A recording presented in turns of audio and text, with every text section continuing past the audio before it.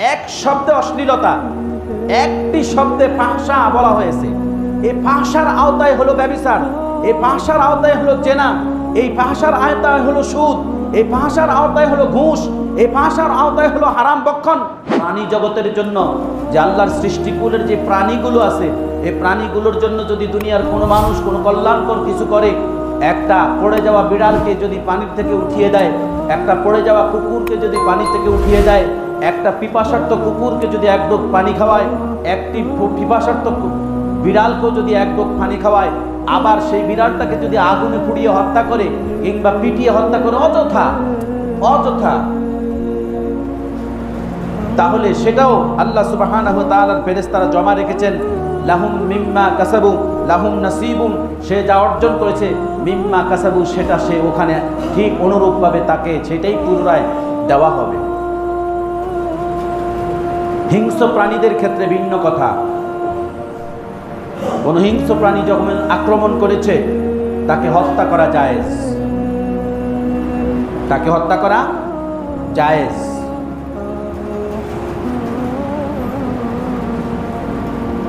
আল্লাহ সুবহানাহু ওয়া তাআলা সেজন্যই দুনিয়ার জিন্দেগিতে যারা শুধু দুনিয়ার কল্যাণ কামনা করে, আল্লাহ বলেন, কুল, হে নবী সাল্লাল্লাহু আলাইহি সাল্লাম, আপনি তাদেরকে বলে দিন, হাল নুনাব্বিউকুম বিল আখসারিনা আমালা, যে তোমাদেরকে কি নুনাব্বিউকুম, আমি তোমাদেরকে সংবাদ দেব, আমি তোমাদেরকে কি আল্লাহর পক্ষ থেকে খবর দেব, বিল আখসারিনা আমালা, তোমরা যে দুনিয়াতে যে কর্ম করেছো এবং এই কর্মের ব্যাপারে যারা ক্ষতিগ্রস্ত, দুনিয়াতে কর্ম করেছেন এটা ক্ষতিগ্রস্ত কর্ম করা। আকসারিন খুসরটা হলো ক্ষতিগ্রস্ততা, আমাল হলো কাজ। দুনিয়ার জিন্দেগিতে আপনি যে কাজ করলেন, এই কাজটা যদি আপনার জন্য ক্ষতিগ্রস্তের হয়, তাহলে এদের জন্য কি পরিণতি আল্লাহ সুবহানাহু ওয়া তাআলা হাবিব সাল্লাল্লাহু আলাইহি সাল্লামকে জানিয়ে দিয়েছেন, কুল হাল নুনাব্বিউকুম, আমি তোমাদেরকে কি জানিয়ে দেব, তোমরা যে কর্ম করেছো, এই কর্মের বিশেষ যে কর্মগুলো করে এগুলো এই কর্মের মাধ্যমে তোমরা ক্ষতিগ্রস্ত হও।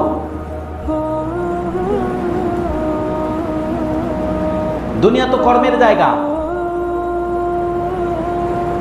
2 চোখ খাটার পরে কি আর কোনো মানুষের কর্ম আছে? তাহলে আপনার হিসাব কোন জায়গার জন্য হবে? আপনার হিসাব কোন জায়গার জন্য হবে? দুনিয়ার জিন্দেগির কর্মের জন্য আপনার হিসাব হবে। সেই কর্মটা যদি হয় কল্যাণকর, ইমানিয়াতের সাথে কর্ম হয়, তাদের ব্যাপারে বলা হয়েছে তারা জান্নাতি। ইমানিয়াতের সাথে কর্ম। আর যাদের কর্মগুলো ইমানিয়াতের সাথে হয় না, ইমানিয়াতের সাথে কর্ম হয় না, তাদের এই কর্মগুলো নিষ্ফল হয়ে যাবে।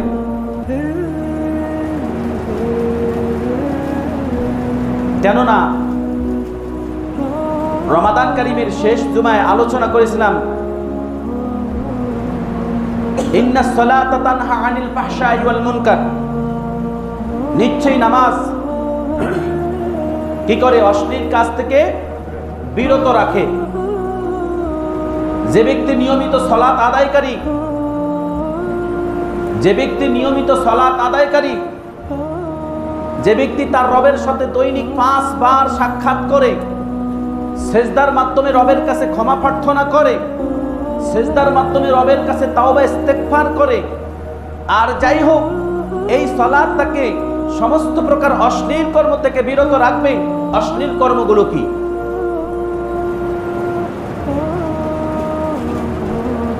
কিতাবুল ঈমান, মুসলিম শরীফের হাদিস কিতাবুল ঈমানের মধ্যে এই ঈমানের শাখা প্রশাখাগুলো নিয়ে বিস্তারিত আলোচনা করা হয়েছে। এবং রাসূল সাল্লাল্লাহু আলাইহি সাল্লামের একটি হাদিস, যে ব্যক্তি ব্যভিচার করে এবং ব্যভিচাররত অবস্থায় থাকে সে ঈমানহীন থাকে। বুঝে আসে? ঈমানহীন থাকে সে, ওই অবস্থায় ঈমান থাকে না।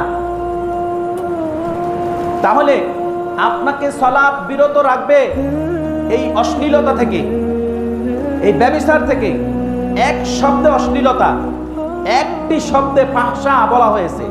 এই ফাহশার আওতায় হলো ব্যভিচার, এই ফাহশার আওতায় হলো জেনা, এই ফাহশার আওতায় হলো সুদ, এই ফাহশার আওতায় হলো ঘুষ, এই ফাহশার আওতায় হলো হারাম ভক্ষণ। হুররিমাত আলাইকুমুল মাইতাতু ওয়াদ-দামু ওয়া লাহমুল খিনজির, তোমাদের জন্য রক্ত, শূকরের মাংস নিষিদ্ধ করা হলো, মৃত জন্তুর মাংস তোমাদের জন্য নিষিদ্ধ করা হলো, রক্ত নিষিদ্ধ করা হলো।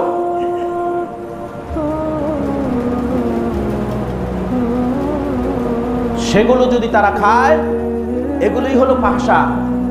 অতএব সালাত আদায়কারী এই ফাহশা কাজগুলো করতে পারে না, যদি করে বোঝা যাচ্ছে তার ঈমান নাই। তার কি নাই? আল্লাহর প্রতি ঈমান নাই, আল্লাহর প্রতি বিশ্বাস নাই। আপনি হয়তো বুকে হাত দিয়ে বলবেন না আমার ঈমান আছে, তাহলে একটা কথার উত্তর দেন, আল্লাহ কি আপনাকে দেখছেন নাকি দেখেন না? দেখছেন। তাহলে আপনি যখন চুরি করলেন, আপনি যখন জুলুম করলেন, অন্যের সম্পদ যখন আত্মসাৎ করলেন, তখন কি আল্লাহ দেখেন নাই? যদি দেখেই থাকে আর এটা আপনার বিশ্বাস থাকে যে আমার আল্লাহ আমাকে দেখছেন, এটাই তো আপনার ঈমান, কিন্তু সেখান থেকে এই অন্যায় কাজ থেকে তো আপনি বিরত রইলেন না এবং ফেরত আসলেন না, তাহলে আপনার ওই সালাতকে আপনাকে বিরত রাখতে পেরেছে? যেই সালাত আপনি ঈমানিয়াতের সাথে রবের সন্তুষ্টির জন্য আদায় করেছেন,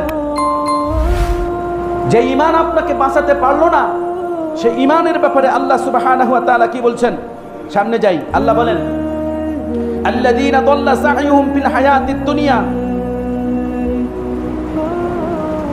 আল্লাযীনা দাল্লা সা'য়ুহুম ফিল হায়াতিদ দুনিয়া, আল্লাহ বলেন ওরাই তো পার্থিব জীবনে যাদের প্রচেষ্টা ব্যর্থ হয়ে যায়, দাল্লা ভ্রষ্ট হয়ে যায়, ব্যর্থ হয়ে যায়। দুনিয়ার জিন্দেগিতে আপনি অর্জন করার জন্য কত ধরনের প্রচেষ্টা করেন, করেন না? করেন তো। কিসের জন্য? একটু ভালো থাকবেন, একটু ভালো খাবেন, এই ছাড়া আর কিসের জন্য করেন বলেন?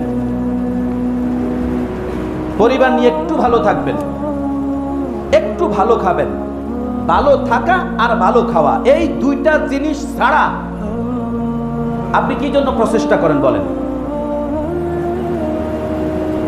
হালাল হারামের তোয়াক্কা করেন না। হালাল হলো গ্রহণ করেছেন, হারাম হলো গ্রহণ করেছেন, কেন? একটু ভালো থাকবেন। কি কথা ভুল বলছি?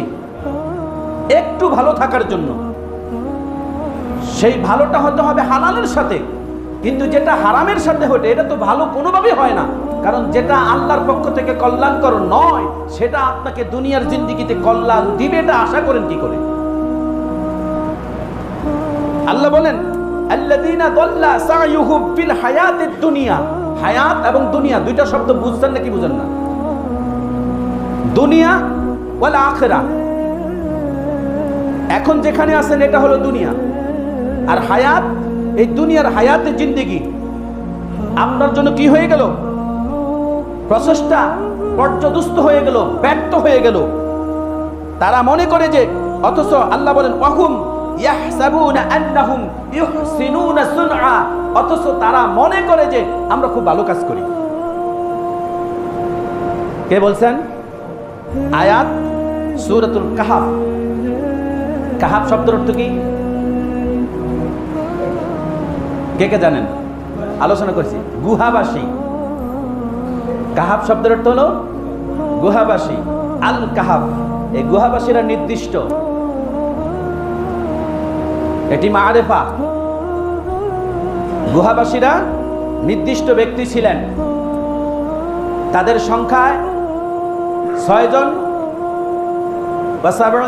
ওয়াসাবউন বলা হয়েছে, সপ্তম হলো কুকুর।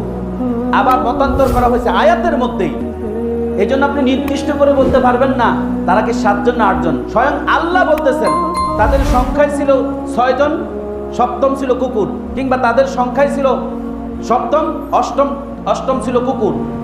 আল্লাহ বলছেন এই কথা, আল্লাহ সুবহানাহু ওয়া তাআলা নির্দিষ্ট করে দেন নাই।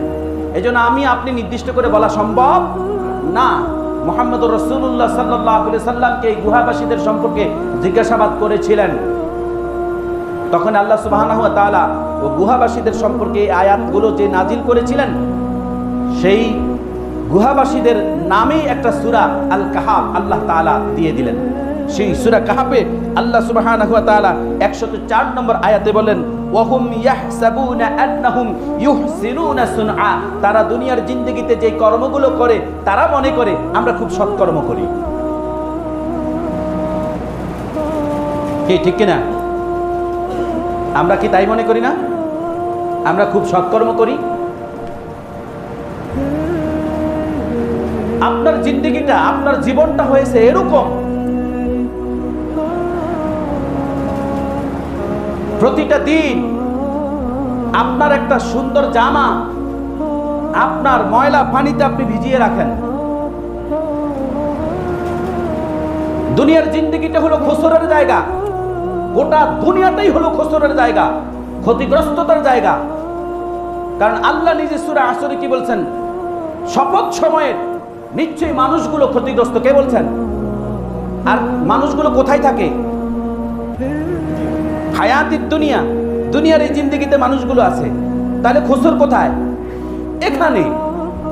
খসর কিন্তু কবরের জগতে নয়, খসর কিন্তু আপনার হাসরের মাঠে নয়, খসর কিন্তু হিসাব নিকাশের সময় নয়। কিন্তু আপনি ওখানে খসরের মধ্যে পড়ে যাবেন যদি নিজেকে এখানে খসরের আওতায় অর্থাৎ ক্ষতিগ্রস্তের মধ্যে নিজেকে নিমজ্জিত রাখেন, তাহলে নিশ্চিত আপনি ওখানে ক্ষতিগ্রস্ত হবেন। কেন? আল্লাহ সুবহানাহু ওয়া তাআলা সূরাতুল বাকারার 202 নম্বর আয়াতে কি বলছেন? উলাইকা লাহুম নাসিব, ওরাই তো তারা, লাহুম নাসিবুন, এখানে যায় হায়াতের দুনিয়া তারা অর্জন করেছে, মিম্মা কাসাবু, যা অর্জন করেছে তাই তাদেরকে দেওয়া হবে। তাহলে এখানে যদি আপনি ক্ষতির মধ্যে নিমজ্জিত থেকে ক্ষতি অর্জন করেন, তাহলে ওখানে আপনাকে ঠিক ক্ষতির মধ্যেই নিমজ্জিত হতে হবে।